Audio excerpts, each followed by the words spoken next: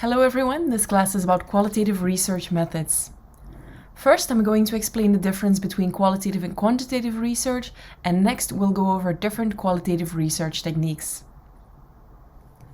So the first things that come to mind when thinking about these main differences between qualitative and quantitative research is that qualitative research deals with words, whereas quantitative research deals with numbers.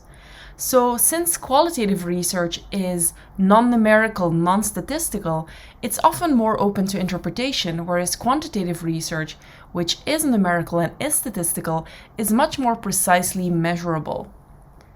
There's of course also differences in the main approaches and the main goals you can take with qualitative and quantitative research. Qualitative research usually serves as a way to get to know a topic that you don't always know a lot about in advance. So it takes a very broad approach to investigating an issue, and in this sense, it can help develop theory. Quantitative research, on the other hand, has a much more narrow, much more concise and defined focus, which allows you to test theory.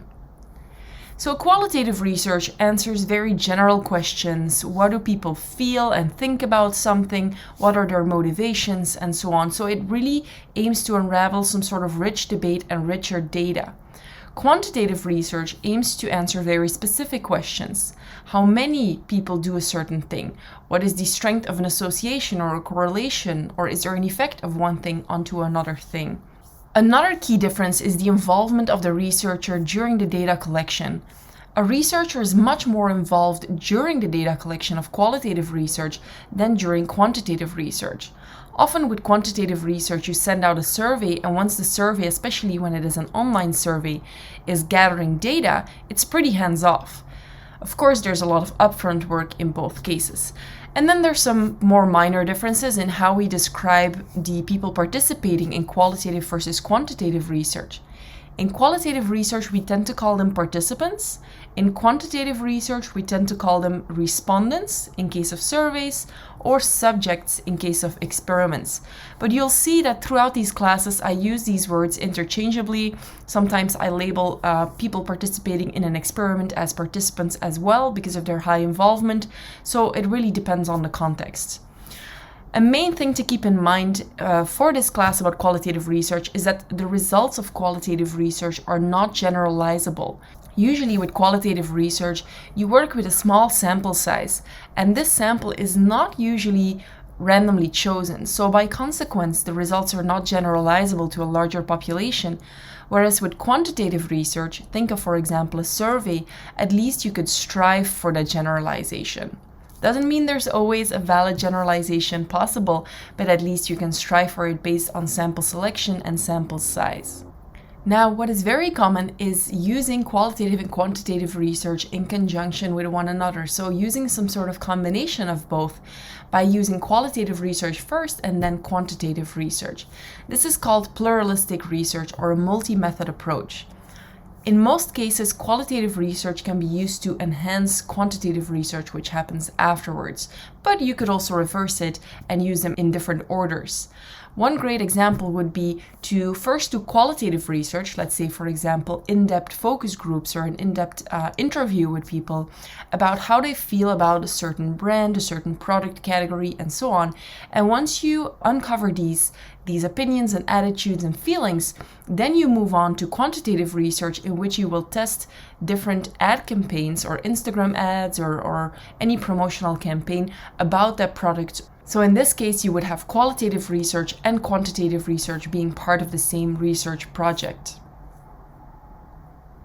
So just in a nutshell, a few things to consider about qualitative research before I dive into all these research methods is, first of all, there's no precise measurement of attitudes, perceptions, beliefs, and so on between people in your sample when you do qualitative research.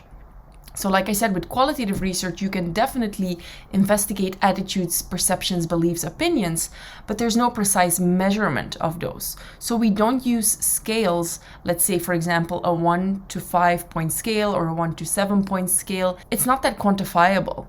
So you talk about these issues rather than measure them precisely. Secondly, there's no statistical representation of the population. Like I said earlier, the sample you use in qualitative research tends to be smaller and is usually not randomly chosen. As a consequence, you don't have that representation of the population. Third, the execution of qualitative research is often underestimated. It looks really fun to do. There's a lot of variety in these research methods belonging under the umbrella of qualitative research, but the execution is actually very hard because the involvement of a researcher is so high. It's very easy to make mistakes. It's very prone to human errors because of maybe the tone of your voice, the way you ask a question, any biases you insert. So you'll see that the execution is actually pretty challenging. Now, when you have qualitative data as a result of doing qualitative research, how do you make sense of that data? Like, how do you make sense of a focus group conversation or an in-depth interview with someone? And basically the unit of analysis is words, and actually a lot of words. So people basically talk a lot about how they feel and think about an issue. How do you deal with that if it's not precisely measured? So this is where coding comes in. Coding is assigning numerical codes or standardized codes to open answers of respondents. So if you were to have a transcript of, let's say, a focus group conversation or a debate, looking at the transcript, what opinions do you see in favor and against a certain issue? Do you see any trends in what people have been answering? Can you literally start quantifying qualitative data? And this is also immediately one of the main criticisms of processing qualitative data, that is that you're basically forcing qualitative data into quantitative data. You're basically trying to reduce qualitative data to numbers, trying to strip it from its richness and its detail and its granularity and trying to force it into numbers. So this is the main criticism, but still, in order to deal with qualitative data, to some extent you have to code. I'm going to show you a short video about a very rich and complex issue, that is the gun debate in the United States. And you'll see just by watching this video, you'll hear a lot of arguments in favor as well as a lot of arguments against gun control. And looking at this rich and complex input you get from people giving their opinions, you'll see how hard it is to actually quantify this type of qualitative data. The Florida high school shooting has seemed to shift the gun control debate. Before Parkland survivors started pushing for change, the debate had stagnated around stale talking points, our thoughts and prayers are certainly contained outrage, it doesn't have to be like this, and Republicans' near unanimous refusal to address guns in the wake of a mass shooting. I think it's premature. But now, the sustained effort to change the status quo is pushing normally reticent politicians closer to action. We must get this done. And groups on both sides are rushing to set the goalposts on what is and isn't up for discussion. Senselessly, children are dying. 1. Survivors, victims' families, and gun control advocates are forming a powerful voice in the gun debate.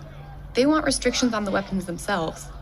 We want to regulate semi-automatic weapons. There is no place in our society for large capacity magazines. There is no place for guns in schools. As well as restrictions on who can own them.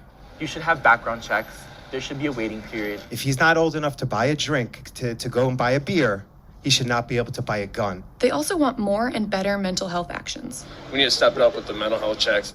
This is more about funding for mental health services to help these individuals that are at risk. And for politicians to stop taking money from the gun lobby. Can you tell me right now that you will not accept a single donation from the NRA in the future? And that just barely scratches the surface. There are dozens of other ideas for gun control out there. 2. Many Democrats' views align with those of gun control advocates. Weapons of war have no place in our communities. An AR-15 is not for hunting. That's for killing.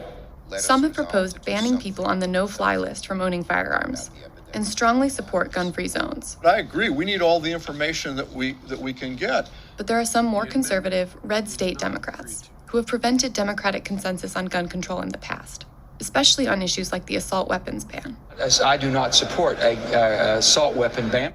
3. Gun rights groups, like the National Rifle Association, are offering concessions, at least publicly, that they haven't before. The failure of family, the failure of America's mental health system. I don't believe that this insane monster should have ever been able to obtain a firearm. ever. But they've refrained from commenting on a bump stock ban, and they're holding the line on opposing gun-free zones, ownership restrictions, and any sort of weapons ban. The government has proven that they cannot keep you safe. And yet, some people want all of us to disarm. Instead, they're advocating for more armed security at schools. To stop a bad guy with a gun, it takes a good guy with a gun. 4. Republican politicians are starting to splinter from their traditionally monolithic opposition to gun legislation. If a court actually says, you have mental health issues, then that should be something that shows up in every state. Because I traditionally have not supported looking at magazine clip size.